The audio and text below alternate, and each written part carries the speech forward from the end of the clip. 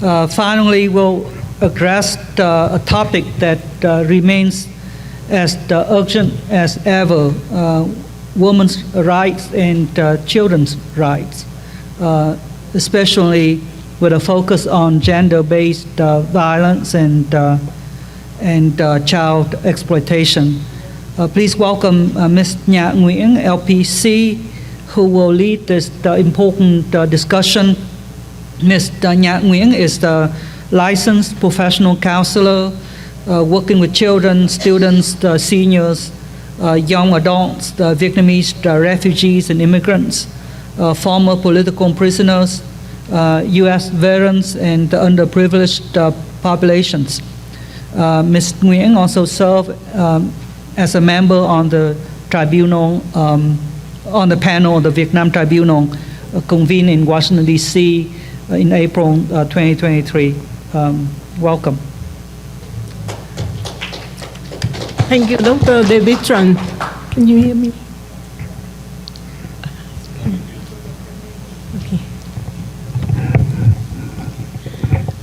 Good afternoon, ladies and gentlemen. My name is Van Nhạ Nguyễn. I would like to present the topic, Women and Children's Rights in the Last 50 Years. The United Nations states that women and girls make up half of the global population, representing half of the world's potential. Gender equality is a fundamental human right and the foundation for building peaceful, stable societies with sustainable development. Gender inequality encompasses social and legal disparities that prevent equal rights for all genders. The UN's 2021 report highlighted that violence against women and girls in Vietnam stems from this inequality and remains one of the most pervasive human rights violations worldwide, especially in Vietnam, where women and children are victims of domestic violence, transnational human trafficking, sexual violence, sexual exploitation, sexual assault, forced marriage, and forced prostitution. On the screen, you could see, the Vietnamese prostitutes in Ghana being rescued. In the past, Vietnamese women never had to go to all over the world, to be spread, to be scattered all over the world, especially having to sell their bodies to make money, to earn their livings. And this is one of the pictures in the newspapers in Ghana. The actual statistics on human trafficking in Vietnam are not disclosed. The most affected group is between 19 and 25. More than 90% of the 7,500 victims rescued between 2012 and 2017 were women. This is, the next is picture of the Essex lorry death in 1920, and all of you have known about this incident. This talk focuses on child abuse, particularly human trafficking and sexual exploitation, as indicators of gender inequality and human rights violations against Vietnamese children. According to the Vietnam's 2016 child law, children are individuals under 16 years old. As of October 2023, UNICEF estimated that out of Vietnam's 99.2 million people, 7.5 million are under 5 years old, and approximately 28.3 million are under 18 years old. This means nearly 1/3 of Vietnam's population consists of children, potential future leaders contributing to national development and security. Yet, many children in Vietnam remain highly vulnerable to sexual exploitation, trafficking, forced labor, prostitution, and pornography. Let's talk about human trafficking in Vietnam. Human trafficking, especially involving women and children, is prevalent along Vietnam's northern borders with China and southern borders with Cambodia. This highlights the regional disparities and lax border security policies that allow trafficking networks to operate freely. Trafficking also reveals the authorities' failure to implement effective border control measures. On the screen, you can see the pictures of two Vietnamese youth rescued in cross-border trafficking raid, and they were rescued in Cambodia. Number two, I would like to talk about the child sexual exploitation in Vietnam. Vietnam is notorious for child sex tourism. Next picture, please. Yes. The statistics is grim. Between 2020 and 2022, 5,904 children were sexually abused, with 7% of the victims being under 6 years old. According to the Ministry of Labor, Invalids, and Social Affairs, sexual abuse cases are rising in both frequency and severity. Reports indicate that children in remote areas and boarding schools are particularly vulnerable to sexual harassment and assault by local officials and school staff. This is a picture of Tiên Sơn Elementary, where a teacher was denounced of sexual assault of girls. The U.S. Department of State's 2024 Trafficking in Persons report upgraded Vietnam to Tier 2, yet human trafficking increased by 18.2% nationwide in the first half of 2024. In Ho Chi Minh City alone, 88.99% of reported cases in the first 5 months of the year involved sexual exploitation.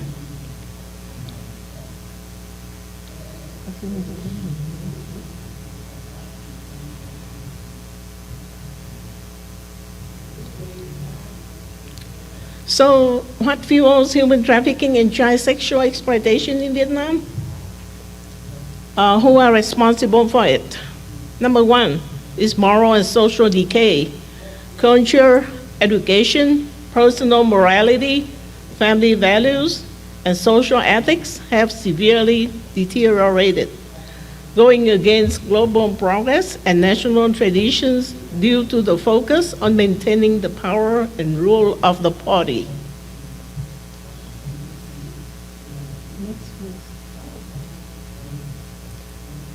On this picture, you could see the girls being sold. Vietnamese youth for sale by a wife from Vietnam for only $6,000, guaranteed virgin, guaranteed to be delivered within 90 days, no extra charges. If ran away within a year, you get another one for free.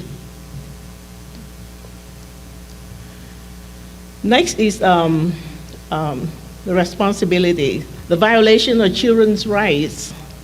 Children lack the physical and mental capacity to defend themselves, making the authorities' role in protecting their rights paramount.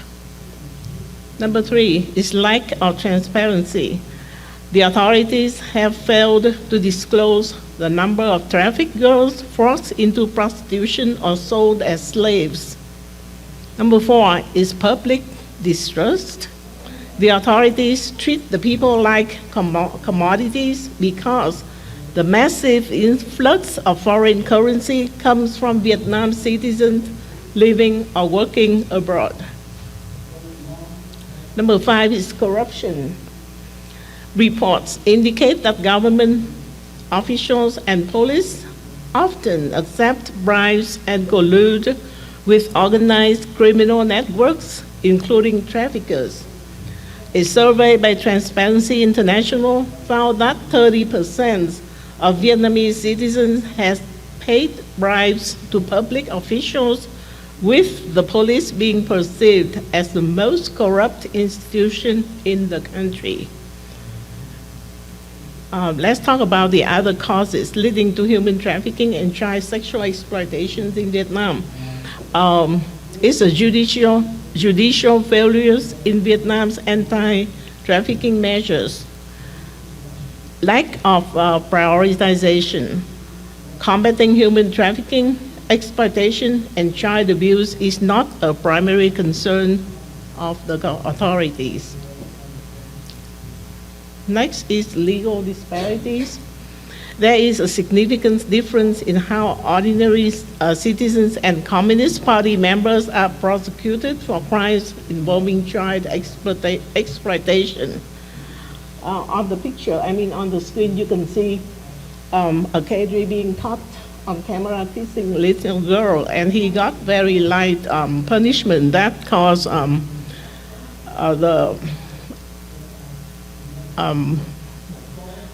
the disagreement and in the public, but then nothing happened after that.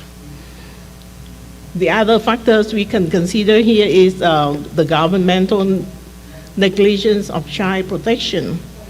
The child law in Vietnam guarantees children the right to life, protection from sexual abuse and neglect, and freedom from violence, kidnapping, and trafficking. However, inconsistencies in Vietnam's legal definitions and international obligations create loopholes. Vietnam child law and penal code define children as individuals under 16, while the UN Convention on the Rights of the Child, which Vietnam ratified, protects all individuals under 18. Implementing children's rights requires proactive, transparent enforcement of Vietnam's laws in alignment with the UN's 54 child protection provisions. So these are the following are the recommendations from international observers. The U.S. Department of State has recommended that Vietnam collaborate with NGOs and civil society organizations to revise its anti-trafficking laws and fully criminalize the sexual trafficking of 16 and 17 years old in compliance with international legal standards. Addressing inequality in Vietnamese children. Children and youth are the future for any nation. Destroying their potential is akin to destroying the nation's future. Vietnam's longevity and independence depend on nurturing a physically and mentally healthy population.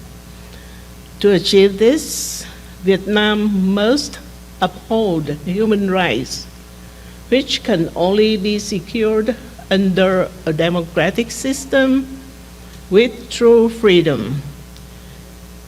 Genuine democratic reform requires free elections with multi-party participation under international supervision by the UN and other global organizations. So what are the paths forward for Vietnam? For Vietnam to ensure the protection of its children, it must address the followings. Number one, stronger border controls. Implement stricter border security measures to prevent human trafficking across northern and southern borders. Number two, educational reform. Invest in educational programs that teach children about their rights and equip them with the tools to resist exploitation. Number 3, judicial accountability. Ensure that anti-trafficking laws are enforced without favoritism, and that offenders, regardless of status, face strict penalties. Number 4, international collaboration.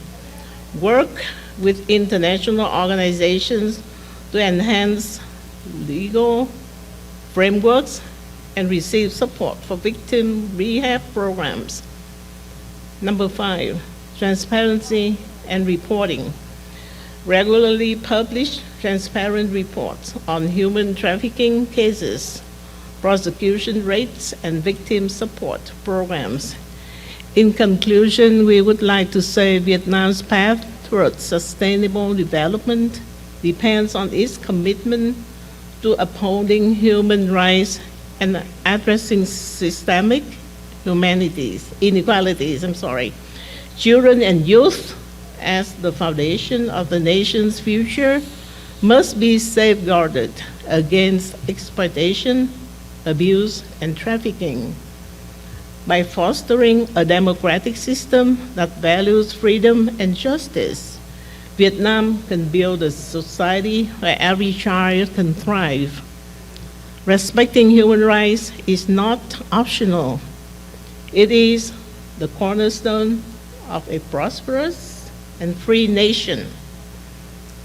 A democratic Vietnam governed by the will of its people will ensure that future generations can contribute to a sustainable and equitable world.